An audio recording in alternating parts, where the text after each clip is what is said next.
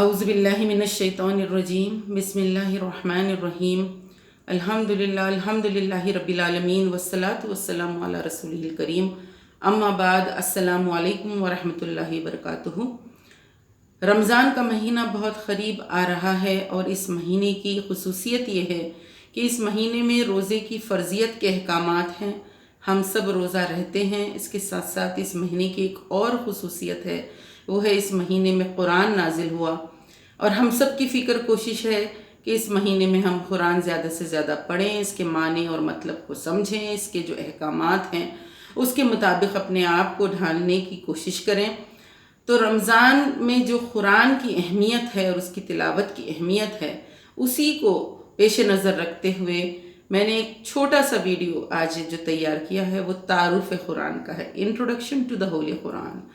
یہ جو کتاب ہے، اس کتاب کے بارے میں ہم بنیادی باتیں جو اس کے بیسکس ہیں اس کو جاننے کی کوشش کریں گے۔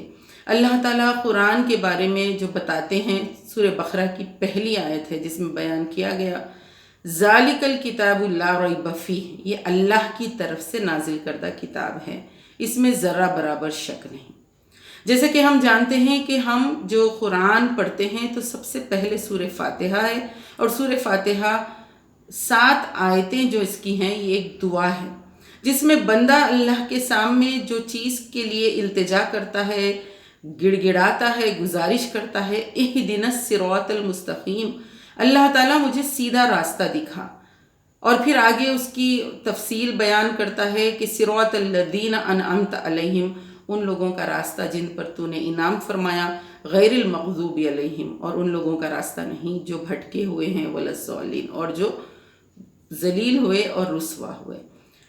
تو جب ہم اللہ کے سامنے درخواست کرتے ہیں اور اللہ سے مانگتے ہیں کہ اللہ تعالیٰ تو ہمیں سیدھا راستہ دکھا، اور انسان کی سب سے بنیادی ضرورت جو اس دنیا میں ہے کہ وہ جانے کہ حق کیا ہے، سچ کیا ہے، صحیح راستہ کون سا ہے، اور کون سے وہ کام ہیں جس سے اس کا پیدا کرنے والا اللہ رب العالمین راضی ہوتا ہے، تو یہ ہماری سب سے اہم ضرورت ہے۔ اس کے بغیر ہم دنیا میں بھی رسوا ہوں گے اور آخرت میں بھی ناکام اور نامراد ہوں گے۔ تو جو ہماری بیسک نیڈ اور نیسیسٹی ہے وہ یہ ہے کہ ہم جانیں کہ آخر ہم کیوں دنیا میں بھیجے گئے اور ہم کو کیا کرنا ہے۔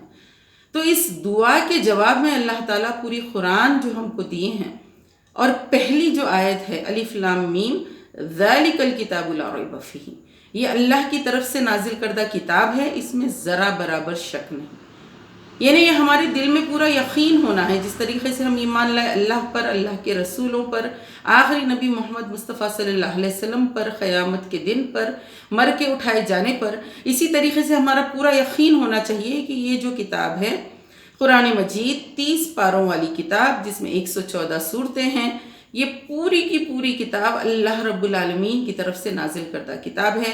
اس میں ہر آیت، ہر بات جو اس میں بتائی گئی ہے یہ اللہ کا حکم ہے، یہ اللہ کا فرمان ہے، اور اللہ تعالیٰ نے یہ کتاب ہمارے لیے بھیجی ہے۔ پیارے نبی محمد مصطفیٰ صلی اللہ علیہ وسلم پر یہ نازل ہوئی، اور جو نزول کا طریقہ ہے، جو وحی ہوئی، وہ وحی کو لانے والے اور نازل جب اللہ کے پاس سے یہ کلام کو پیارے نبی محمد مصطفیٰ صلی اللہ علیہ وسلم تک تو جو پہنچانے والے ہیں وہ جبرائیل علیہ السلام ہیں، خاص فرشتے ہیں جن کا لقب ہے جبرائیل امین۔ جبرائیل علیہ السلام یہ کلام کو پہنچائے ہیں پیارے نبی محمد مصطفیٰ صلی اللہ علیہ وسلم تک، اور آپ صلی اللہ علیہ وسلم نے ہم کو یہ کلام دیا ہے۔ آپ صلی اللہ علیہ وسلم نے اس پر عمل کر کے بھی ہم کو بتایا ہے۔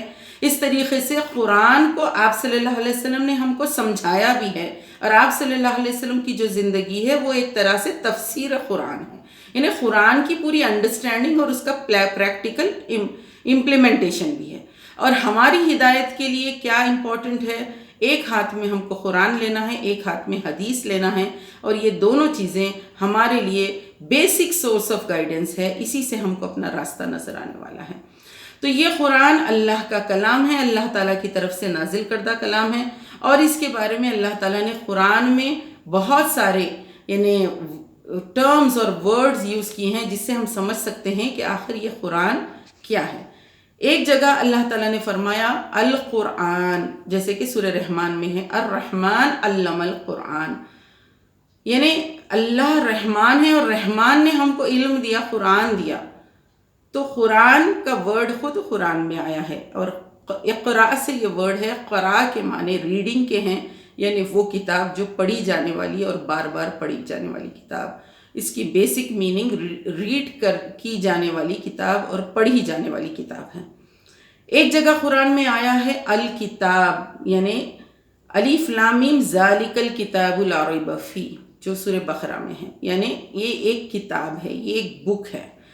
اور ایک جگہ بتایا گیا الفرقان، فرق کرنے والی کتاب. تبارک الذی نزل الفرقان علی عبدہ لیکون للعالمین نذیرا.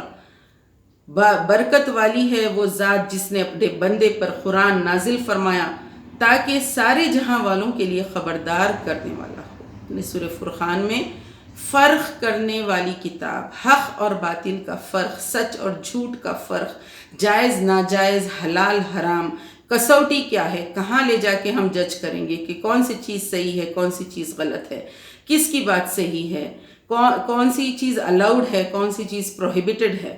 اس کو چیک کرنے کے لیے جو کسوٹی ہے وہ قرآن ہے، اور اسی لیے قرآن کے لیے جو ورڈ استعمال ہوا فرقان بھی ہے، فرق کرنے والی کتاب. اسی طریقے سے قرآن میں ایک جگہ قرآن کے بارے میں بتایا گیا الذکر، نصیحت کرنے والی کتاب. یہ کتاب ہم کو نصیحت کرتی ہے. اِنَّا نَحْنُ نَزَّلْنَا الذِّكْرَ وَإِنَّا لَهُ لَحَافِظُونَ. قرآن میں آیا ہے بے شک یہ ذکر ہم ہی نے نازل فرمایا ہے اور ہم ہی اس کی حفاظت کرنے والے ہیں. یہ اللہ تعالیٰ کی طرف سے ایک نصیحت ہے. یہ نصیحت ہے مطلب یہ کہ اگر لوگ گمراہ ہو جائیں، صحیح راستے پہ نہ چلیں، تو ان کو سمجھانا، ان کی نصیحت کرنا اور ان کو صحیح ٹریک پر لے کر آنا. تو یہ قرآن سے جب ہم کنیکٹ ہوتے ہیں تو ہم صحیح راستے کی طرف آتے ہیں، ہماری زندگی درست ہوتی ہے. ایک جگہ فرمایا گیا تنزیل، نازل شدہ، یعنی کہ جو ریویل ہوئی. وَإِنَّهُ لَتَنزِيلُ رَبِّ الْعَالَمِينَ، یہ بے شک یہ نازل کردہ ہے رب العالمین کی طرف سے. اللہ رب العالمین نے اسے نازل کیا ہے. It has been reveal from اللہ سبحانہ وتعالی. ایک جگہ بتایا گیا کہ الحق، قرآن کیا ہے؟ حق ہے، سچائی ہے، سچی کتاب ہے، حق والی کتاب ہے. قرآن میں آیا ہے کیا یہ لوگ کہتے ہیں کہ محمد نے قرآن مجید خود گڑھ لیا ہے؟ نہیں، بلکہ یہ تو حق ہے تیرے رب کی طرف سے، تاکہ تو خبردار کر دے ان لوگوں کو جن کے پاس تجھ سے پہلے کوئی خبردار کرنے والا نہیں آیا تھا، شاید کہ وہ ہدایت پا جائیں. یہ کتاب سچائی لے کر آئی ہے، اور جو لوگ واقف نہیں ان کو رہنمائی کرنے والی کتاب ہے. اور یہ کتاب حق ہے، سچائی ہے. اس کے بارے میں ایک اور ورڈ استعمال ہوا احسن الحدیث، سب سے بہترین کتاب، بہترین کلام. اللہ تعالیٰ نے بہترین کلام نازل کیا ہے. اللہ نزل احسن الحدیث، سورہ زمر کی آیت ہے. ایک جگہ بیان کیا گیا یہ برہان ہے، یعنی ایک بہترین دلیل ہے، واضح دلیل ہے. یا ایہا الناس قد جاءکم برہان من ربکم وانزلنا الیکم نورا مبینا. اے لوگو تمہارے پاس تمہارے رب کی طرف سے واضح دلیل آ گئی ہے، اور ہم نے تمہارے لیے تمہاری طرف صاف راستہ دکھانے والا نور یعنی قرآن بھیج دیا ہے. تو یہاں پر اللہ تعالیٰ بتاتے ہیں کہ ہم کو صحیح سچائی بتانے اور بات کھول کر واضح کرنے کے لیے قرآن بھیجا ہے، اور یہ قرآن برہان بھی ہے، ایک اوپن دلیل ہے، اوپن وٹنس ہے. ایک جگہ بتایا گیا مجید یعنی نفع بخش، فائدہ پہنچانے والی. قاف والقرآن المجید، سورہ قاف میں ہے کہ قرآن مجید ہے، یعنی کہ فائدہ پہنچانے والی کتاب. اسی طرح قرآن کے لیے ایک لفظ استعمال ہوا ہے کریم، انہ لقرآن کریم، یعنی کہ یہ بے شک یہ قرآن بلند مرتبے والی ہے، بہت ہی عزت والی ہے. یعنی یہ جو کلام ہے کوئی معمولی کلام نہیں. یہ جو باتیں قرآن میں بیان کی گئی یہ معمولی باتیں نہیں، بلکہ یہ بہت اہمیت والی باتیں ہیں اور ایک بہترین کلام ہے. ایک جگہ بتایا گیا عظیم، قرآن کو قرآن کریم بھی کہا گیا، مجید بھی کہا گیا، عظیم بھی کہا گیا، اور عظیم کے معنی ہے عظمت والا.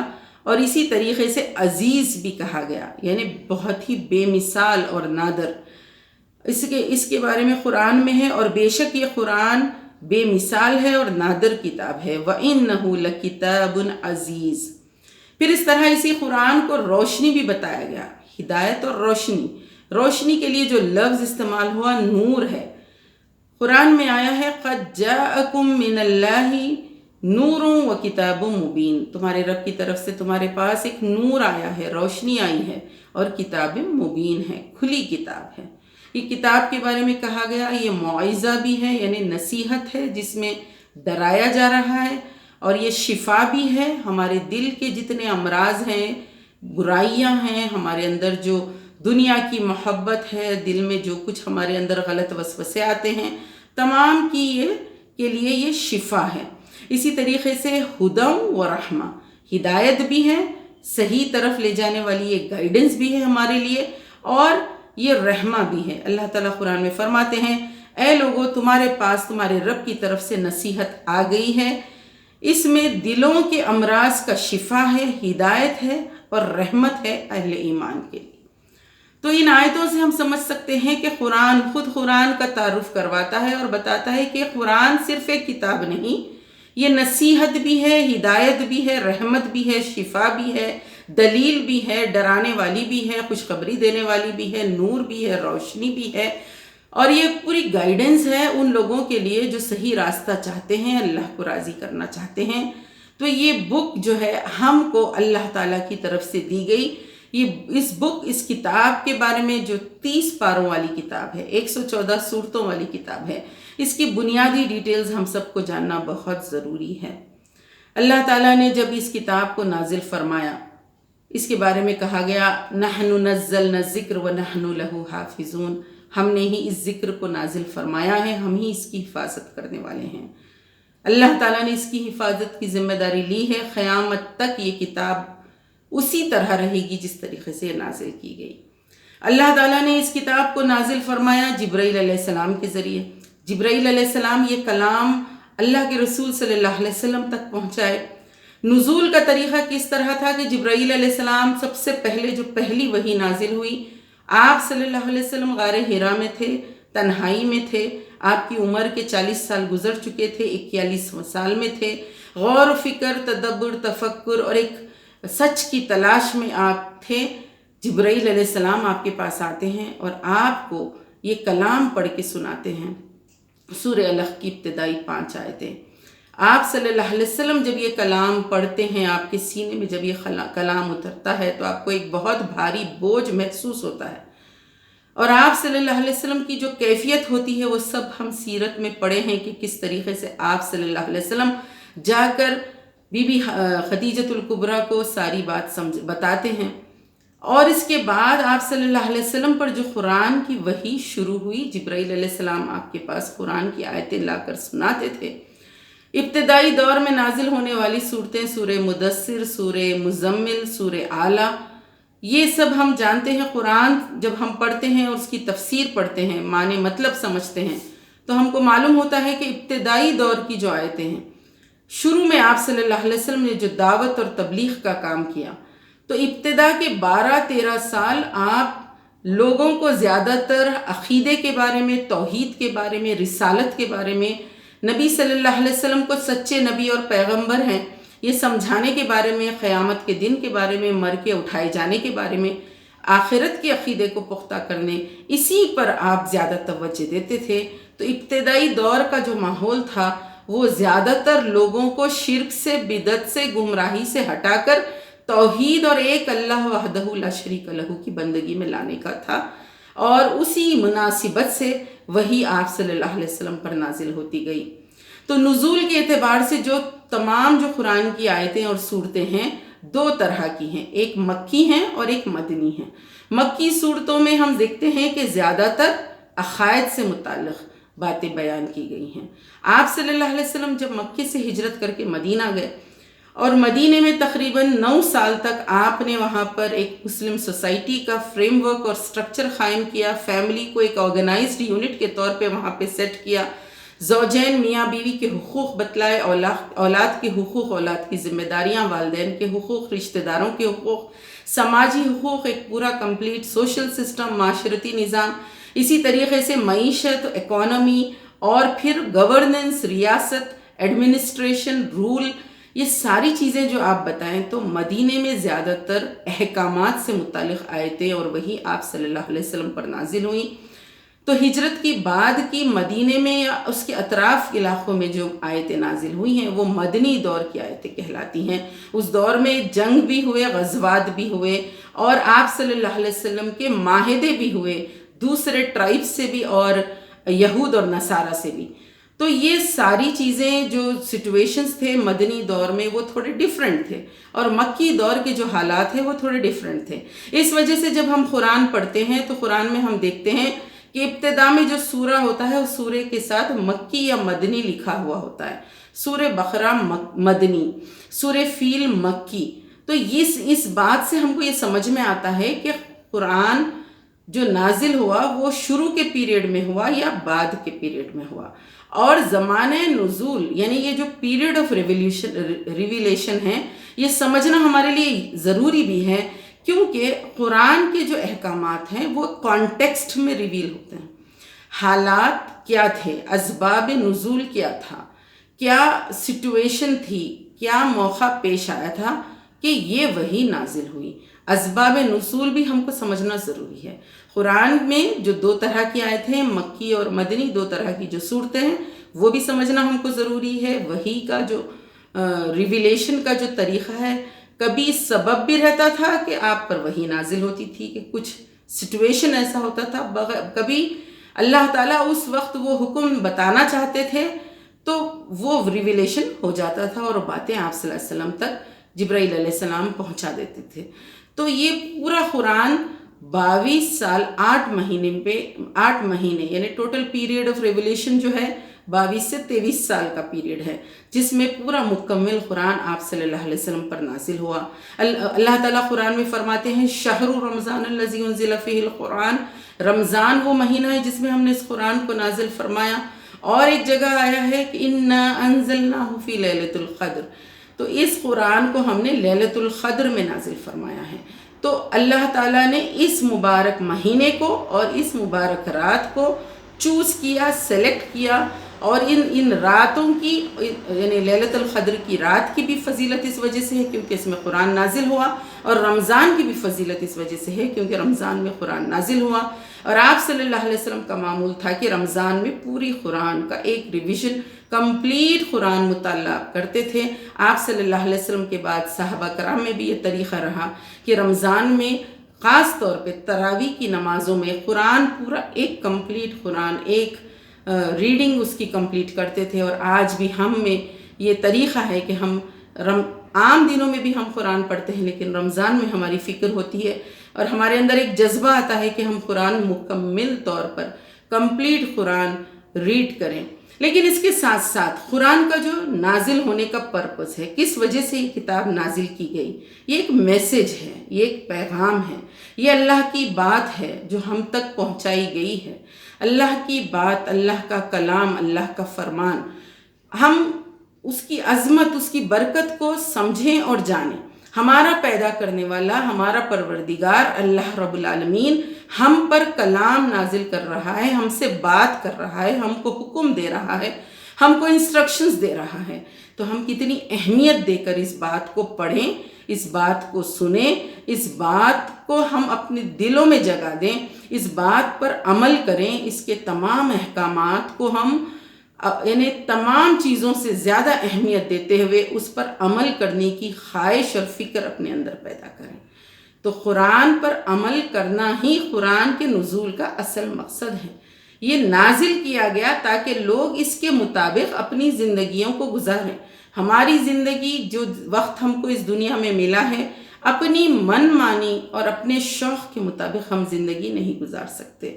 اللہ تعالیٰ نے جب ہم کو دنیا میں بھیجا تو اللہ تعالیٰ نے ہم کو دنیا میں جینے کا طریقہ بھی بتایا، اور اس کا پورا ایک چارٹر پیدائش سے لے کر موت تک، انفرادی اجتماعی زندگی، اس میں خوشی ہو، غم ہو، ہمارے شادی بیاہ ہوں، ہماری وراثت کے معاملات ہوں، ہمارے لین دین ہوں، ہمارے قرض کے معاملات ہوں یا کوئی اور چیز ہو، اخلاقیات ہو، آداب زندگی ہو، ہر چیز اس کتاب میں کمپلیٹ بیان کر دی گئی ہے۔ اللہ تعالیٰ نے ہم کو کھول کھول کی ساری باتیں اس میں بتائی ہیں۔ ہم کو اس قرآن پر پوری طریقے سے عمل کرنے کی خواہش، فکر اور ایک جذبہ رکھتے ہوئے اس کا مطالعہ کرنا ہے۔ انشاءاللہ تعالیٰ فہم قرآن کو سمجھنے کی ضرورت، اور پھر قرآن کا نزول اور اس کی جمع و ترتیب، اس کے بارے میں بھی میں آئندہ آپ بہنوں کے سامنے بتانے کی کوشش کروں گی۔ اللہ تعالیٰ سے دعا ہے اللہ تعالیٰ ہم کو اس قرآن کو پڑھنے، سمجھنے اور اس سے واقف ہونے کی توفیق عطا فرمائے۔ وآخر الدعوانا الحمدللہ رب العالمین۔ السلام علیکم ورحمۃ اللہ۔